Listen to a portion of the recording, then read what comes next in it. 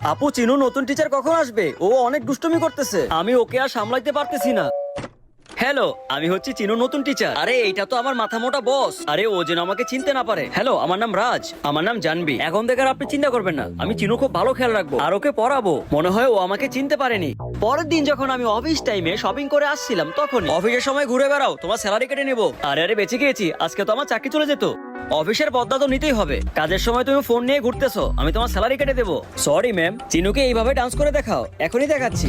टमाटर बड़े मजेदार, वाह टमाटर बड़े मजेदार। ম্যাম প্রজেক্ট ফাইলটিকে বসের নাম্বারে সেন্ড করে দেন। আচ্ছা ঠিক আছে। আমি প্রজেক্ট ফাইল সেন্ড করার জায়গায় ভুল করে বসের ডান্সের ভিডিও পাঠিয়ে দিলাম। আরে জানবি, এটা তুই কি করলি? এখন তোর কি হবে? বস তো এদিকেই আসছে, তাড়াতাড়ি করে এখান থেকে পালিয়ে যায়। ম্যাডাম এত তাড়াহুড়ো কোথায় যাচ্ছেন?